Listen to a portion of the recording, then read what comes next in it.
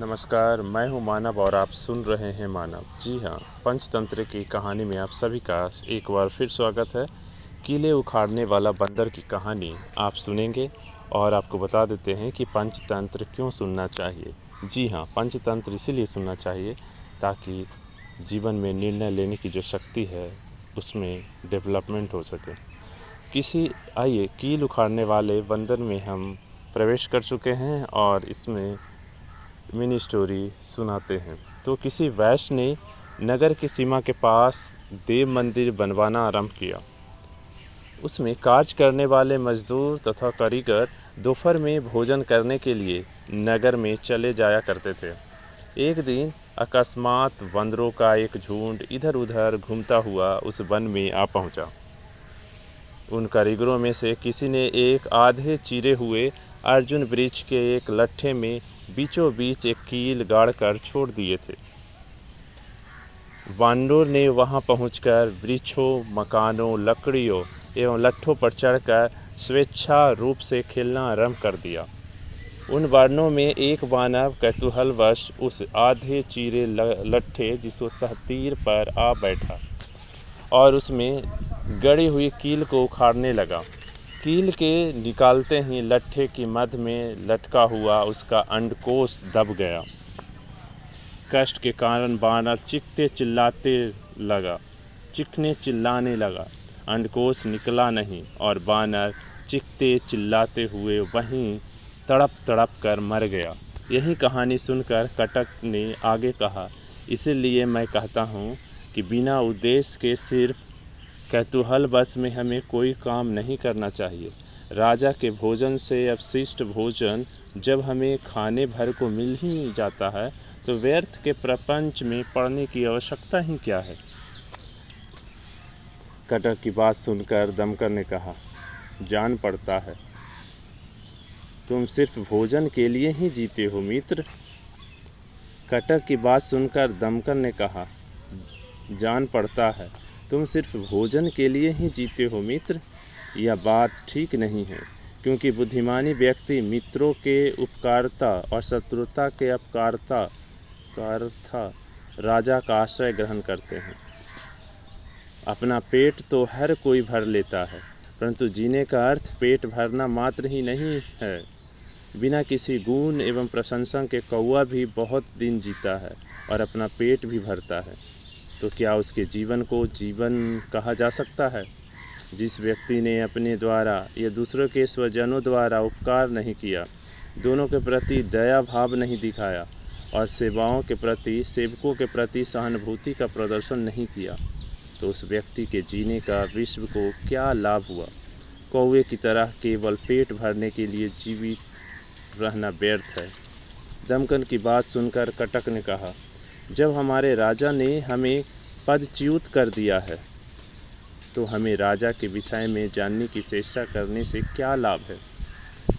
कहा भी गया है कि जो मूर्ख, अनधिकारी एवं पदच्युत जो पद से हटा दिया गया है होते हुए भी राजा के समक्ष कुछ कहता है तो वह न केवल अपमानित ही होता है अपितु उपवास का पात्र भी बनता है। मनुष्य को अपनी वाणी का प्रयोग उसी स्थान पर करना चाहिए जहां उसके प्रयोग से कुछ लाभ हो सके।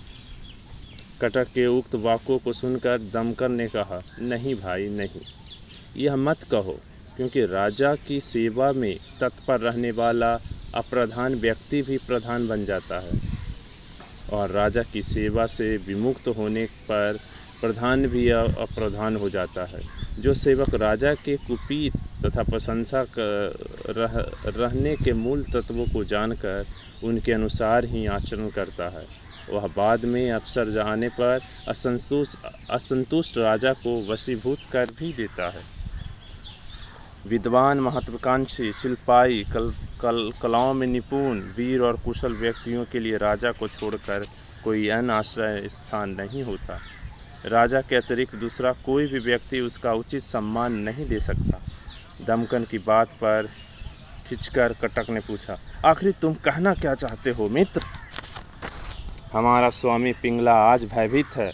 दमकल ने कहा, मैं उसके पास जाकर उसके भय का यही कारण जानना चाहता हूँ। कारण मालूम हो जाने पर मैं साम दाम दंड भेद में से किसी का भी सहारा लेकर अपना काम बनाने की चेष्टा करूँगा। कटक ने पूछा, तुम कैसे कह सकते हो कि हमारा राजा भयभीत है? किसी अन्य कारण से भी तो वह झाड़ी में छिप सकता है।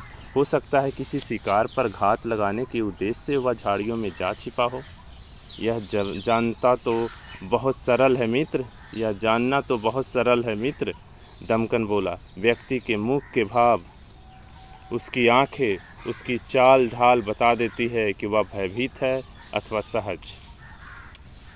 यह जानना तो बहुत सरल है मित्र, दमकन बोला। व्यक्ति के मुख के भाव, उसकी आंखें, उसकी चाल ढाल बता देती है कि वह भयभीत है अथवा सहज।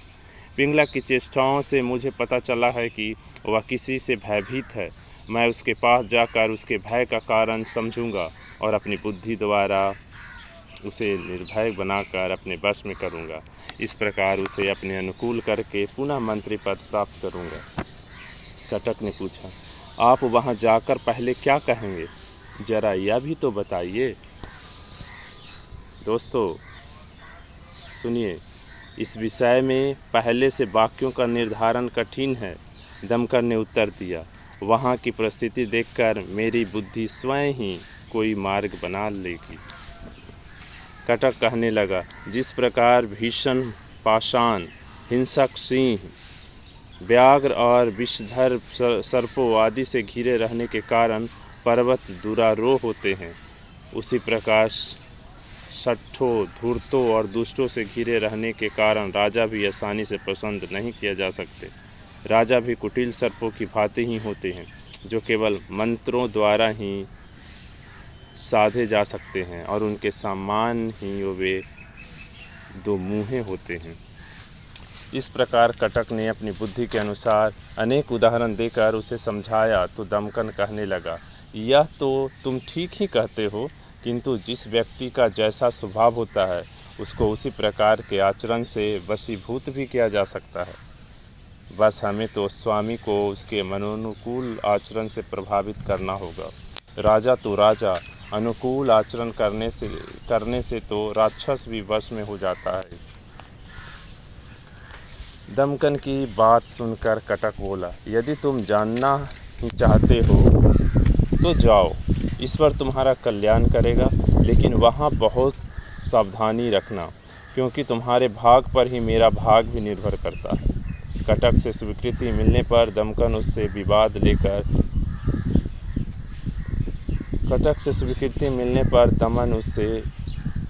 विदा लेकर पिंगला की ओर चल दिया। पिंगला ने जब दमकन को आते देखा तो विपत्ति में पड़ा होने के कारण उसने अपने द्वारपाल से कहा कि वह उसे आने से रोके नहीं, उसे मेरे पास आने दें। इस प्रकार जब दमकन आया तो उसके भीतर पिंगला के पास पहुंचने में कोई बाधा नहीं हुई। राजा के समीप पहुंचकर उसने यथाविधि प्रणाम किया और राजा के संकेत पर यथास्थान बैठ गया। उसके बैठ जाने पर पिंगला ने पूछा, कुशल तो है? आज बहुत दिन बाद दिखाई दिए हो, किधर से आ रहे हो? क्या कोई विशेष प्रयोजन है? दमकन बोला, विशेष प्रयोजन तो कोई नहीं राजन, फिर भी सेवक को स्वामी के हित की बात कहने के लिए स्वयं आना चाहिए। राजा के पास उत्तम, मध्य, अधम सभी प्रकार के सेवक होते हैं। राजा के लिए सभी प्रकार का प्रयोजन है। समय पर तिनके का सहारा भी लेना पड़ता है। सेवक की तो बात ही क्या है। आपने बहुत दिन बाद आने का जो उल्लाहन दिया उसका भी कारण है। जहाँ कांच की जगह मणि और मणि के स्थान पर कांच जड़ा हुआ है, वहाँ अच्छे सेवक नहीं ठहरते। जहाँ पारखी नहीं, वह रत्नों का मूल नहीं लगता। स्वामी और सेवक परस्पर आश्रित होते हैं, उन्हें एक दूसरे का सम्मान करनी चाहिए। राजा तो संतुष्ट होकर सेवक को केवल सम्मान देते हैं, किंतु सेवक तो संतुष्ट होकर राजा के लिए अपने प्राण की बलि तक दे देता है। दमकन की बातें सुनकर पिंगला अपेक्षाकृत नम्र स्वभाव में बोला, तुम्हारी बातें ठीक है, परंतु इन बातों के कहने का तुम्हारा प्रयोजन क्या है? यह स्पष्ट बताओ। मन ही मन प्रसन्न होता हुआ दमकन बोला, राजन, मुझे आपसे एक आवश्यक निवेदन करना है। ठीक है, निर्भय होकर बताओ, पिंगला ने उसे आश्वस्त किया। कनखियों से पिंगला के पहरेदारों की ओर देखते हुए दमकन बोला, राजन, आचार्य बृहस्पति ने कहा कि राजा से कोई छोटी से छोटी कार्य भी हो तो जन समुदाय में नहीं कहना चाहिए, अतः आप मेरी बात एकांत में सुने तो प्रयुक्त होगा। पिंगला ने अपने पार्षद की ओर देखा तो उसका मंतव्य समझकर वे सब वहाँ से एक ओर खिसक गए। उनके चले जाने के बाद दमकन राजा के पास पहुंचा और धीरे से पूछा, राजन, आप जल पीने के लिए यहाँ आए थे, किंतु अपनी प्यास बुझाए बिना ही यहाँ आकर बैठ क्यों गए हैं? पिंगला ने अपने भय को छिपाते हुए कहा, कोई विशेष बात नहीं है, बस कुछ देर विश्राम करने के लिए हम लोग यहाँ बैठ गए। ठीक है महाराज, दमकन बोला, कोई गोपनीयता बात है तो रहने दीजिए, क्योंकि शास्त्रों में कहा गया है कि कुछ बातें ऐसी होती है जिन्हें अपनी पत्नियों से भी गुप्त रखना पड़ता है। पिंगला दमकन की बातों से प्रभावित हो चुका था। उसे लगा कि दमकन बहुत बुद्धिमानी लगता है, अतः उसे अपने भय का कारण बता देना चाहिए। अतः उसने कहा, दमकन, दूर से यह जो गर्जन सुनाई पड़ रही है उसे तुम सुन रहे हो? सुन रहा हूँ राजन, बस इसी के कारण मैं इस वन को छोड़कर किसी अन्य वन में जाने की सोच रहा हूँ। पर क्यों राजन? पिंगला बोला, जान पड़ता है आज इस वन में कोई अत्यंत भयानक जंतु आ गया है जिसकी यह गर्जन है, जिसकी गर्जन ही इतनी भयंकर हो वह स्वयं तो न तो जाने कितना भयंकर हो। दमकन को अवसर मिल गया। वह बोला, महाराज, गर्जन मात्र से ही आपका भयभीत होना उचित नहीं है, क्योंकि जैसे जल के प्रवाह से पुल टूट जाता है, असंरक्षण के कारण गुप्त मंत्र नष्ट हो जाता है, दुर्व्यवहार से स्नेह टूट जाता है, उसी प्रकार जो व्यक्ति घबराकर अपना साहस छोड़ देता है उसे चतुर होने पर भी कायर कहा जाता है। जो व्यक्ति घबराकर अपना साहस छोड़ देता है उसे चतुर होने पर भी कायर कहा जाता है। पूर्वजों द्वारा अर्जित इस वन को सहसा केवल अनजानी गर्जन सुनकर छोड़ देना आपके लिए उचित नहीं होगा। ऊंचे स्वर अनेक प्रकार के होते हैं। भेरी, मृदंग, पटक, शंख, काहल आदि अनेक वाद्य है जिनकी आवाज़ बहुत ऊंची होती है। उनसे कौन डरता है? कहते हैं गोमाऊ नामक एक गिदड़ ने किसी वस्तु को देखकर पहले यह समझा था कि वह रक्त और मांस से परिपूर्ण होगी, किंतु बाद में जब उसे अंदर प्रविष्ट होकर देखा तो केवल चर्म और ईंधन के अतिरिक्त उसे कुछ नहीं मिला। पिंगल ने पूछा, यह कैसे हुआ?